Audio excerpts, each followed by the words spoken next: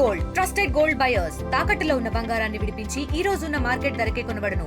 మరిన్ని వివరాలకు సంప్రదించండి 7710 ప్రస్తుతం కేతిరెడ్డి వెంకటరమణారెడ్డి ఉన్నారు మనతో మాట్లాడారు. సార్ అంటే నిన్నంతా ఏడాది పరిపాలన చాలా వైభవంగా జరిగింది, అభివృద్ధిలో శరవేగంగా ముందుకు వెళ్తున్న వాళ్ళు సంబరాలు చేసుకుంటున్నారు. మీరు ఎలా చూస్తారు? అంటే అభివృద్ధి కొంతమందికే పరిమితమైంది, సంపద కొంతమందికే సృష్టించుకోగలిగినారు. పేదోడు పేదవానిలాగానే ఉండిపోయినాడు. ఎన్నో ఆశలు ఆలోచనల మధ్య ఈ ప్రభుత్వానికి అండగా నిలబడిన వాళ్లకు దగా మోసమే చేయబడ్డారు. సార్ ఇది రెడ్ బుక్ రాజ్యం నడుస్తుందని భావిస్తుంటారా? డెఫినెట్గా ఇప్పుడు ప్రతి ఒక్కరూ ఒక్కొక్క హామీలతో వస్తారు. చంద్రబాబు నాయుడు ఒక హామీలతో వచ్చినాడు, లోకేష్ ఒక హామీతో వచ్చినాడు, రెడ్ బుక్ రాజ్యాంగం అనే పద్ధతిలో.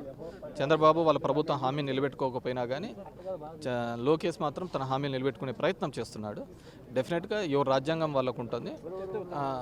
రేపొద్దున ఇంకో ప్రభుత్వం అధికారంలోకి వచ్చినప్పుడు వాళ్ళ రాజ్యాంగం ప్రకారం పోతారు. ఇక్కడ అంబేద్కర్ యొక్క రాజ్యాంగాన్ని గౌరవిస్తున్నారు, లేదంటే ఆ సిస్టంలో వేరే వాళ్ళు పనిచేస్తున్నారు అనే దానిలకు ఈరోజు సొసైటీ పనిచేయటం లేదనేది నేను అనుకుంటున్నాను. కూటమి ప్రభుత్వంలో రాష్ట్రం సుభిక్షంగా ఉంది, ఎంతో అభివృద్ధి చెందింది అంటున్నారు.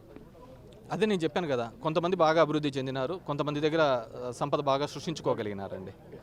నెక్స్ట్ మీ ప్రభుత్వం వస్తే మీరు కూడా ఇదే విధంగా కక్ష సాధింపు ఏంటంటే మాటలు చెప్పడం వల్ల దానివల్ల ఏముంటుంది, కథాకథనాలన్నీ అప్పుడే రాసుకుందాం. Thank you. Okay, thank you sir. ఇది పరిస్థితి రాష్ట్రంలో అభివృద్ధి ఏం లేదు, కేవలం కక్ష సాధింపు రాజకీయాలే జరుగుతున్నాయని కూడా కేతిరెడ్డి వెంకటరమణారెడ్డి చెప్తున్నారు. వీడియో జర్నలిస్ట్ ప్రదీప్తో Gayaz, RTV, Nellore central jail నుంచి. ఇండియా పాకిస్తాన్ ఉద్రిక్తతలపై లేటెస్ట్ అప్డేట్స్ కోసం డౌన్లోడ్ చేసుకోండి RTV లైవ్ యాప్.